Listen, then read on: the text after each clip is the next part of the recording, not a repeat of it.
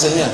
There's the E-Type Jaguar that I started racing with. It was my father had a Jaguar dealership, and we got the first E-Type into Scotland, and it was the demonstrator supposed to be. Well, it turned out that it was my opportunity to drive an E-Type in club racing in Scotland. Then they've got a Lotus Elan that I drove for Lotus. It was the Ian Walker car. Then they've got a Cortina, an Allen Man Cortina. They've got a BRN. It's a lot of cars, isn't it?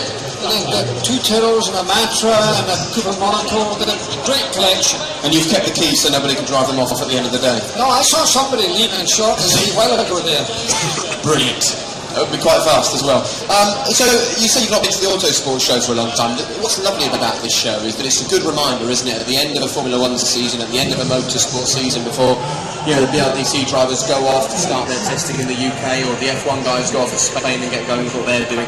But this country has a real love, as strong as ever, for motorsport. I think the British fans are the strongest in the world. Their only real competitors are supposed of two countries. One is Italy, naturally, with Ferrari, and the other one is Brazil, because they've had such a crop of great drivers. But in Britain, they're the purest, I think, enthusiasts. They understand it more, they read about it more, and I think that Autosport has been going for so many years. Our publications are the best, whether it's Autosport, Motorsport, whether it's Autocar, whatever, Motorsports News. We cover it very well, and of course now, as you know, the television coverage has had an immense amount of impact, so that everybody sees so much more. One particular channel is really good, I always think. I can't remember which channel that is now. No, me neither. Well, their name is not on this stand. So. Right, well, let's talk about this last year then. A year that Sky Sports, to be fair, came into the sport and did brilliantly, I thought. Their coverage was strong right across the board, but it was the racing that really grabbed people this year. What did you make of 2012 as a season? Well, I think I mentioned this earlier to some people, that to have 6 world champions on the grid is something I don't think had ever happened before.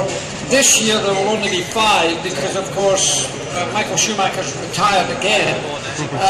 That was about his 9th retirement of the year, wasn't it? Well, there was a lot of them. He had a lot of retirements on the track, but it's going to be good because obviously Red Bull are still competitive. Adrian Newey is still as virile as has ever been in creation of cars. Ferrari have to improve, they have to deliver. They didn't last year. McLaren have got to deliver more consistently, and they're capable of doing that. And then you've got Lotus coming along to be 4th in the Championship of Constructors. And Kimi has made a remarkable return to motor racing. Kimi Räikkönen, the most consistent driver of the whole season, actually, if you look at the statistics. So I think that you're going to see that. And you're going to see some other people popping up. I mean, as we're looking at a Williams there right now, Maldonado won a Grand Prix last year. Yeah. Mercedes, Lewis has gone through. They're going to have to do well. And Nico won a Grand Prix last year, but nothing like the consistency that Mercedes-Benz would expect. I think that's one of the things that Mercedes, we're going to have to be very careful if they don't win.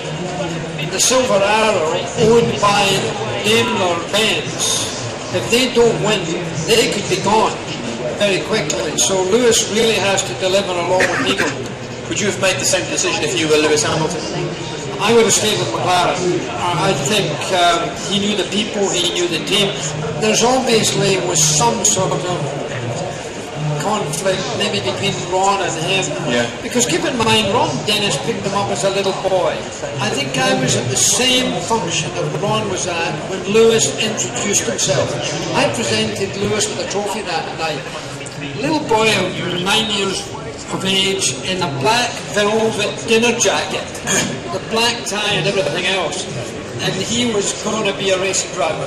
But Ron saw the potential of giving somebody like that a chance. But I'm not sure that Ron saw him growing up. He's now 28 years of age, and I think he thought Ron still felt it was a maximum 14. I think in some ways, though, because Lewis has grown up in the public eye, when I chat to him and interview him and hang out with him, I still feel like it's a 28-year-old who perhaps is mentally 17, 18. He's still only learning now about the world and making his own decisions for himself almost for the first time, isn't it? It's a very intoxicating thing to be a leader in the world of sport. Lots of people have gone off the rails by